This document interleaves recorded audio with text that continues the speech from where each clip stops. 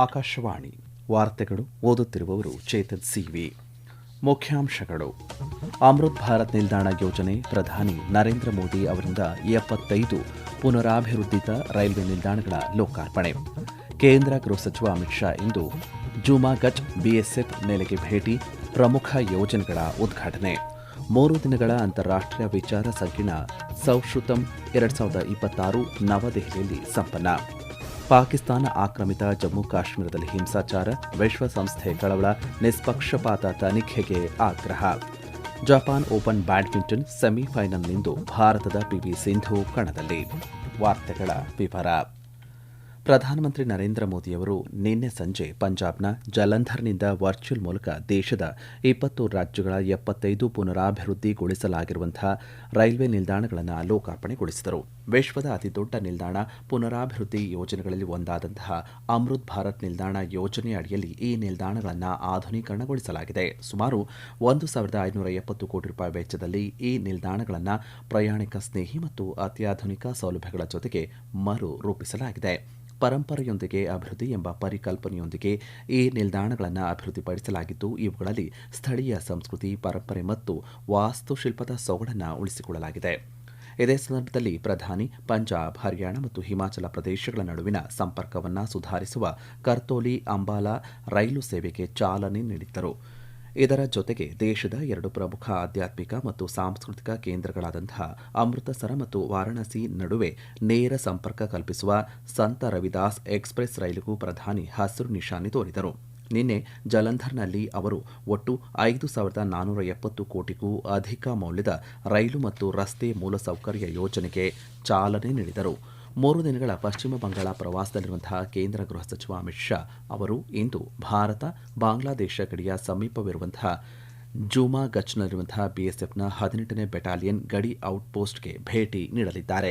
ಗೃಹ ಸಚಿವರು ಬಿಎಸ್ಎಫ್ ಯೋಧರೊಂದಿಗೆ ಸಂವಾದ ನಡೆಸಲಿದ್ದು, ಪ್ರಹರಿ ಸಮ್ಮೇಳನವನ್ನು ಉದ್ದೇಶಿಸಿ ಮಾತನಾಡಲಿದ್ದಾರೆ.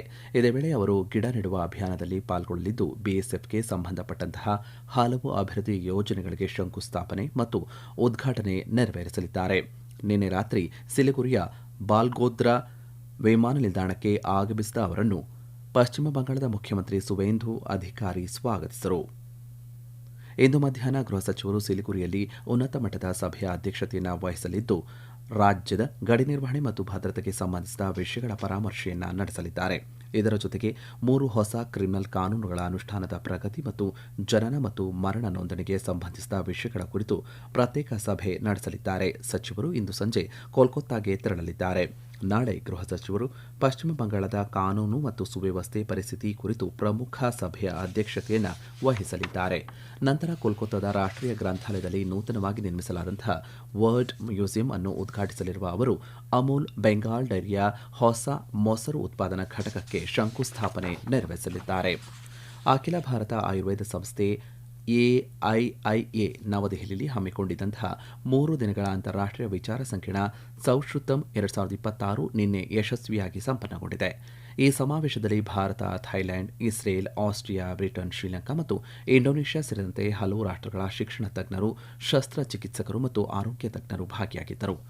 ಶಸ್ತ್ರಚಿಕಿತ್ಸೆ ಮತ್ತು ಆರೋಗ್ಯ ರಕ್ಷಣೆಯ ವಿವಿಧ ಕ್ಷೇತ್ರಗಳಲ್ಲಿನ ತಮ್ಮ ಅನುಭವ ಮತ್ತು ಪರಿಣಿತಿಯನ್ನು ತಜ್ಞರು ಇಲ್ಲಿ ಹಂಚಿಕೊಂಡಿದ್ದಾರೆ ಎಂದು ಆಯುಷ್ ಸಚಿವಾಲಯ ತಿಳಿಸಿದೆ. ಇದೇ ಸಂದರ್ಭದಲ್ಲಿ ಸಂಶೋಧನೆ ಮತ್ತು ನಾವೀನ್ಯತೆಯಲ್ಲಿ ಜಂಟಿ ಸಹಕಾರ ಬಲಪಡಿಸುವ ನಿಟ್ಟಿನಲ್ಲಿ ಎಐಐಎ ಸಂಸ್ಥೆ ಐಐಟಿ ದೆಹಲಿ ಜೊತೆಗಿನ ತನ್ನ ಒಪ್ಪಂದವನ್ನು ಮುಂದಿನ 5 ವರ್ಷಗಳ ಅವಧಿಗೆ ನವೀಕರಿಸಿದೆ. ಸಾಂಪ್ರದಾಯಿಕ ಜ್ಞಾನವನ್ನು ಆಧುನಿಕ ವಿಜ್ಞಾನದ ಜೊತೆಗೆ ಸಂಯೋಜಿಸುವ ನಿಟ್ಟಿನಲ್ಲಿ ಸೌಶ್ರುತಂ 2026 ಒಂದು ಮಹತ್ವದ ಹೆಜ್ಜೆಯಾಗಿದೆ ಎಂದು ಸಚಿವಾಲಯ ತಿಳಿಸಿದೆ. ಮುಂಬೈ ಅಹಮದಾಬಾದ್ ಹೈಸ್ಪೀಡು ರೈಲು ಯೋಜನೆಗೆ ಸಂಬಂಧಪಟ್ಟಂತಹ ಭಾರತ ಮತ್ತು ಜಪಾನ್ ನಡುವಿನ ಚರ್ಚೆಗಳು ಉತ್ತಮವಾಗಿ ಸಾಗಿವೆ ಎಂದು ವಿದೇಶಾಂಗ ವ್ಯವಹಾರಗಳ ಸಚಿವಾಲಯದ ವಕ್ತಾರ ರಣಧೀರ್ ಜೈಸ್ವಾಲ್ ತಿಳಿಸಿದ್ದಾರೆ. ನವದೆಹಲಿಯಲ್ಲಿ ಸುದ್ದಿಗಾರರೊಂದಿಗೆ ಮಾತನಾಡಿದ ಅವರು, ಜಪಾನ್ ಈ 20 ರೈಲು ಸರಣಿಯನ್ನು ಭಾರತಕ್ಕೆ ಒದಗಿಸಲಿದೆ. ಆದರೆ ಈ ರೈಲು ಇನ್ನೂ ಅಭಿವೃದ್ಧಿಯ ಹಂತದಲ್ಲಿ ಇರುವುದರಿಂದ 2030ರ ಅವಧಿಯಲ್ಲಿ ಮಾತ್ರ ಲಭ್ಯವಾಗಲಿದೆ ಎಂದು ತಿಳಿಸಿದ್ದಾರೆ. ಹೈಸ್ಪೀಡ್ ರೈಲು ಯೋಜನೆಯ ಕಾಮಗಾರಿ ವೇಗವಾಗಿ ಸಾಗುತ್ತಿದ್ದು, ಮೊದಲ ಹಂತದ ಕಾರ್ಯಾಚರಣೆ 2027ರಲ್ಲಿ ಆರಂಭವಾಗಲಿದೆ. ಉಭಯ ದೇಶಗಳು ಆರಂಭಿಕ ಹಂತದಲ್ಲಿ ಭಾರತೀಯ ಹೈಸ್ಪೀಡ್ ರೈಲಿನೊಂದಿಗೆ ಸೇವೆ ಆರಂಭಿಸಲು ಒಪ್ಪಿಕೊಂಡಿವೆ ಎಂದು ಹೇಳಿದ್ದಾರೆ.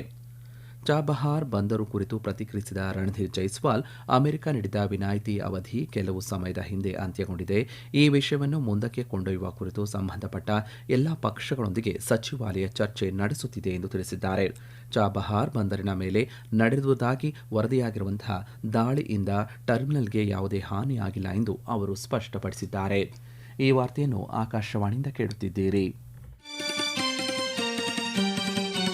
ನಮ್ಮ ಎಲ್ಲಾ ರಾಷ್ಟ್ರೀಯ ವಾರ್ತೆಗಳು ಹಾಗೂ ಪ್ರದೇಶ ಸಮಾಚಾರ ಈಗ ಆಕಾಶವಾಣಿ ನ್ಯೂಸ್ ಕನ್ನಡ ಯೂಟ್ಯೂಬ್ ಚಾನೆಲ್ನಲ್ಲಿ ಲಭ್ಯ.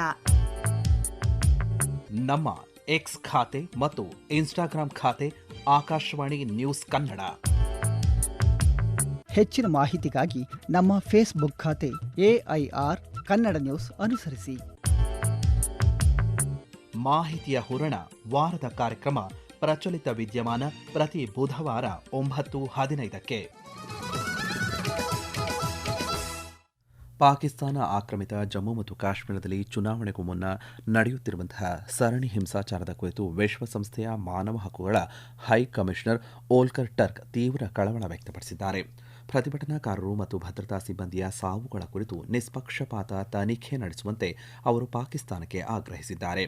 ಪ್ರತಿಭಟನೆಯ ಮುಂಚೂಣಿಯಲ್ಲಿರುವಂತಹ Jammu Kashmir joint Awami action committee ಸಂಘಟನೆಯನ್ನು ಭಯೋತ್ಪಾದನಾ ನಿರೋಧಕ ಕಾಯ್ದೆಯಡಿ ನಿಷೇಧಿಸಿ ಅದರ ನಾಯಕರನ್ನ ಬಂಧಿಸಿರುವ ಪಾಕಿಸ್ತಾನದ ಕ್ರಮವನ್ನು ವಿಶ್ವಸಂಸ್ಥೆ ಟೀಕಿಸಿದೆ.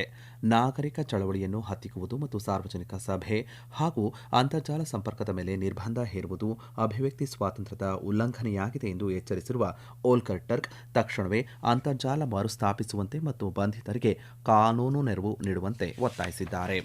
ಕೇಂದ್ರ ವಾಣಿಜ್ಯ ಮತ್ತು ಕೈಗಾರಿಕಾ ಸಚಿವ ಪಿಯೂಷ್ ಗೋಯಲ್ ಎಸ್ಟೋನಿಯಾದ ವಿದೇಶಾಂಗ ಸಚಿವ ಮಾರ್ಗತ್ ತಸ್ಕನ್ಕನ ಅವರನ್ನ ಭೇಟಿಯಾಗಿ ವ್ಯಾಪಾರ, ಹೂಡಿಕೆ, ಡಿಜಿಟಲ್ ಪರಿವರ್ತನೆ ಮತ್ತು ಸೈಬರ್ ಭದ್ರತೆ ಸೇರಿದಂತೆ ವಿವಿಧ ಕ್ಷೇತ್ರಗಳಲ್ಲಿ ದ್ವಿಪಕ್ಷೀಯ ಸಹಕಾರವನ್ನು ಬಲಪಡಿಸುವ ಕುರಿತು ಚರ್ಚೆ ನಡೆಸಿದರು.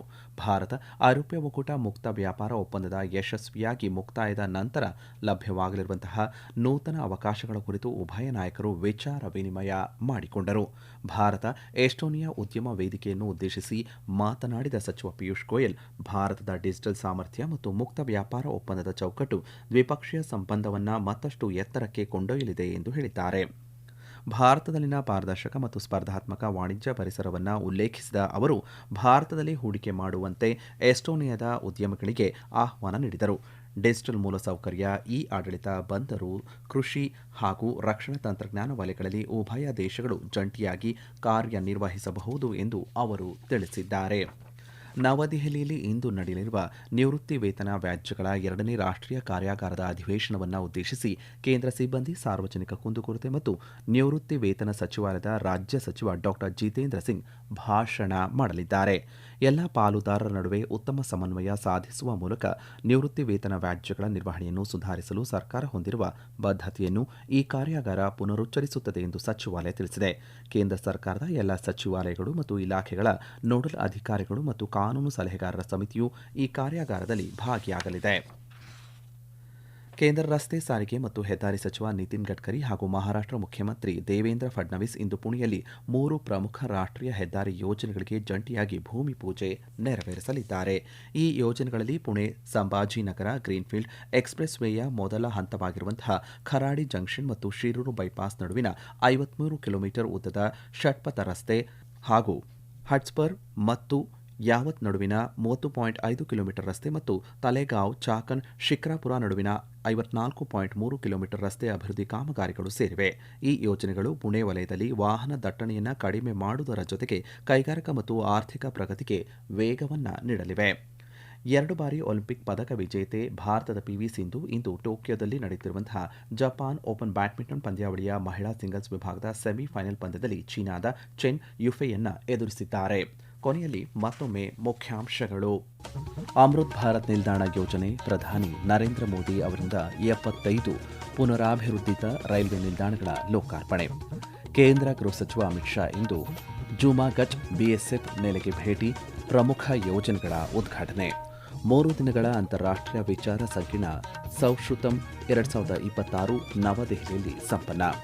ಪಾಕಿಸ್ತಾನ ಆಕ್ರಮಿತ ಜಮ್ಮು ಕಾಶ್ಮೀರದಲ್ಲಿ ಹಿಂಸಾಚಾರ, ವಿಶ್ವಸಂಸ್ಥೆ ಕಳವಳ, ನಿಷ್ಪಕ್ಷಪಾತ ತನಿಖೆಗೆ ಆಗ್ರಹ. ಜಪಾನ್ ಓಪನ್ ಬ್ಯಾಡ್ಮಿಂಟನ್ ಸೆಮಿಫೈನಲ್ನಿಂದು ಭಾರತದ ಪಿವಿ ಸಿಂಧು ಕಣದಲ್ಲಿ. ಇಲ್ಲಿಗೆ ವಾರ್ತಾ ಪ್ರಸಾರ ಮುಕ್ತಾಯವಾಯಿತು. ನಮ್ಮ ಮುಂದಿನ ವಾರ್ತಾ ಪ್ರಸಾರ ಮಧ್ಯಾಹ್ನ 12 ಗಂಟೆಗೆ.